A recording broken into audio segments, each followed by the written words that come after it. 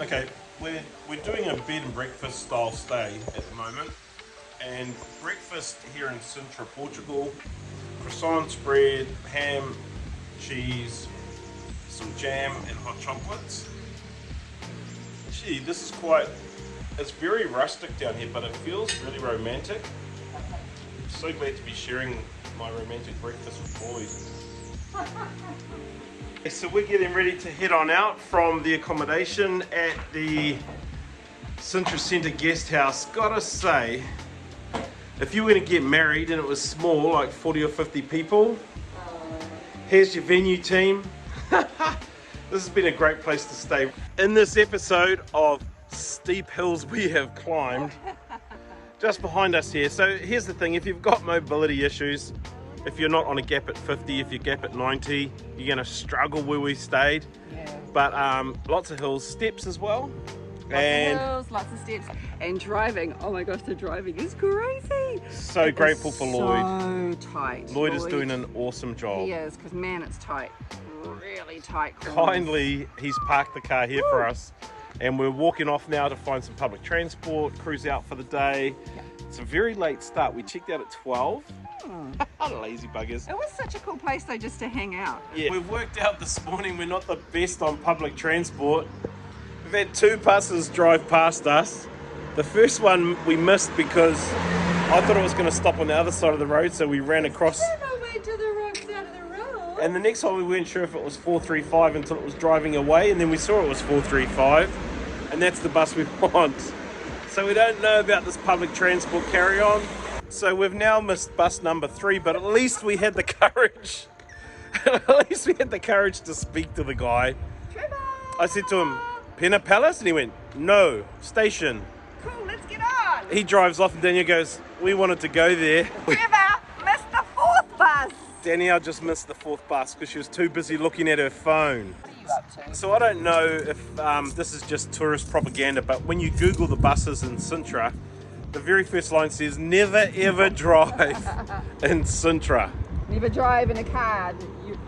Don't you drive a car. Don't self-drive in Sintra. Yeah. We wouldn't drive. Our mate Lloyd, what a legend. He was driving all around here yesterday. Man, and it was dark. In the dark of night, imagine driving in a street that fat. So the buses are supposed to run every 12 minutes. I've been waiting 13 since Danielle let the last one go. No. Lies. Looking at the cars that are driving around, every car's got a dent, a scrape. Every car's got a dent or a scrape. So if you were going to attempt to self-drive in Sintra, we'd highly recommend you getting the insurance package offered by your car company. Okay, sorry to stop you like that. Miguel, I've got to say, Miguel is better than any bus you can get on. He's a local tour guide, knows the town like the back of his hand. He actually used to live 3 doors down from where we are. Miguel, we'll find you on the internet or on Instagram. We're going to put his number up here, team, because we recommend catching up with him for a tour of Sintra. All right, stick with me, Danielle. I'll get you to where you want to be. Okay, baby. And now I'll take you for lunch. Good, good, good. Okay, if you are in Lisbon, Portugal, you just jump on the metro from Lisbon and it will bring you here, right to the heart of Sintra, and the train ride's only about €3. Take you about 25 to 30 minutes on the metro. But if you're in Lisbon, guys, you got to come out here. Now that we don't want a bus, lemon things are everywhere. So we've just come to a place for lunch recommended by our mate that dropped us off up here.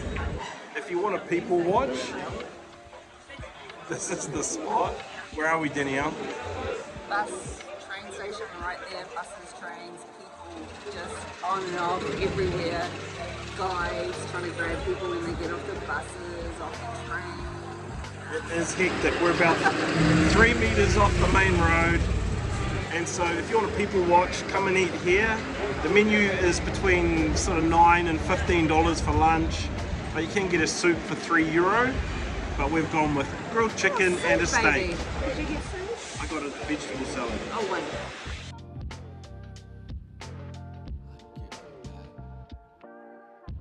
Hey, Lloyd and Shelley ditched us today because they wanted to go up there hiking. I'd rather eat steak and chips. So it's quite nice and relaxing just to walk up from the bus or the train centre. Plenty of people are just on the side of the road here selling different crafts and making things. If it's a good day, the weather's great, highly recommend just going for a wander. We've left ourselves time today to get lost, and that's kind of what we're doing. We are up in the city centre of Sintra. Very pretty, postcard-like. Hundreds of kids around that should be at school.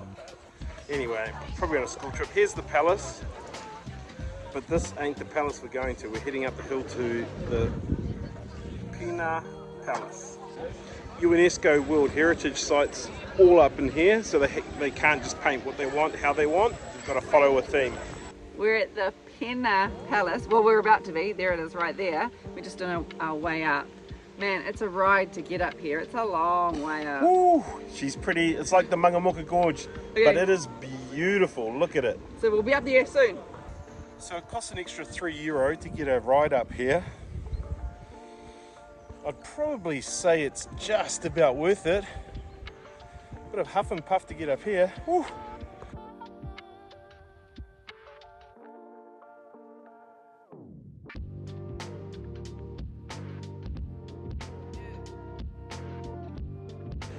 So I think you all know how I feel about lines. We're standing in a line at the moment waiting for the 4 o'clock entrance.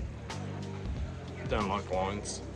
Anyway, it's crazy looking place this. It costs €20 to get up here. Spend the extra €3 to get on the bus. We didn't, and I regret it. Hey, so you have to stand in a line. It all seems pretty sloppy, to be fair, because I've just kind of walked around the corner. And I don't know where I am. I think you pay the big dollars to go inside the palace. But for the park entrance fee, which is this one, you can just go anywhere outside anyway. So I don't know what the benefit is of getting inside until I go inside, but I'll show you in a minute.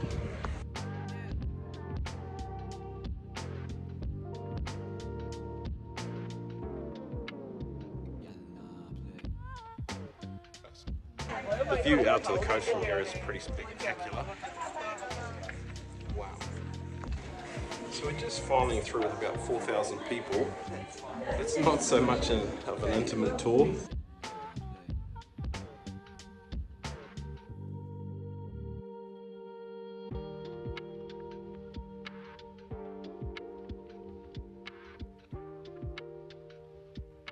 So how are you enjoying the tour, Danielle? Do you feel like you've got all the space in the world? A little claustrophobic.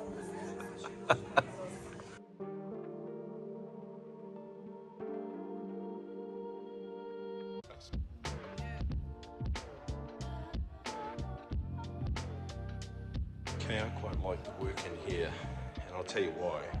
It looks so ornate and beautiful, but it's all painted, whether that's carved or worked in stone. But the painting is such that it looks that way.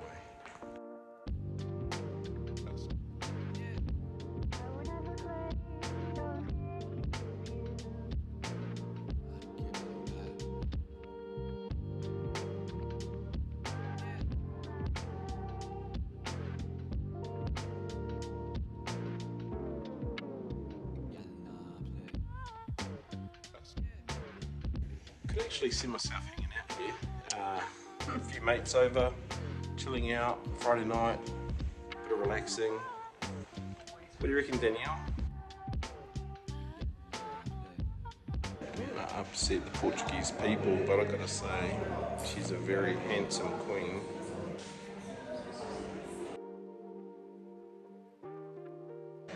I don't know, before I was gonna rubbish the old inside tour. I gotta say, it's actually not too bad. Some pretty cool stuff in here. It's not the way I decorate my house, especially for an Airbnb. So how was the Pena Palace?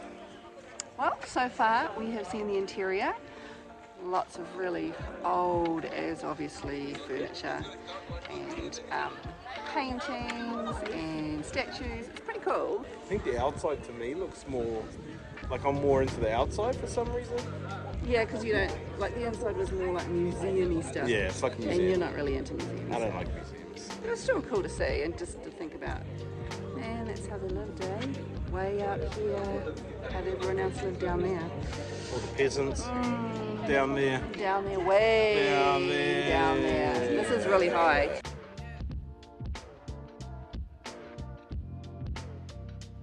New Zealand. We thought we'd mix it up a little bit by getting in a tuk-tuk to go down. And so we are in a tuk-tuk now. I wish to go there.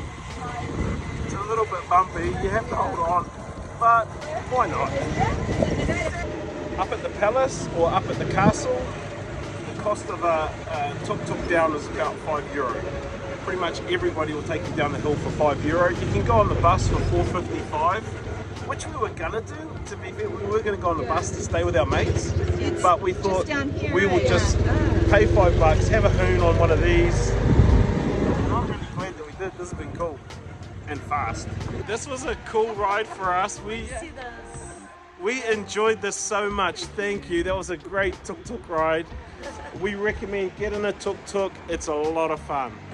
Okay, so today's one of those serendipitous days where our car was parked here because we didn't want to drive into town. It's madness up there.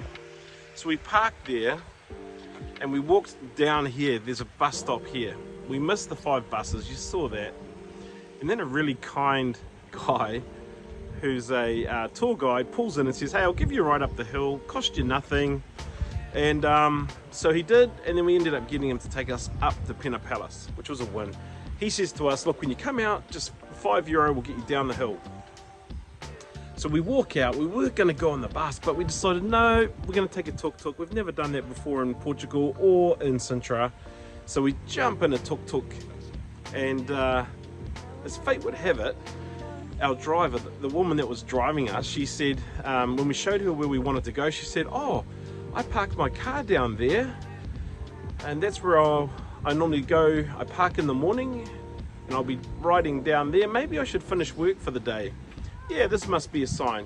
You'll be my last fare. So she dropped us off here because her car was parked here. And then we walked back to our car, which is there. That was a win today. I love travel, especially when you don't get sore knees from walking on it.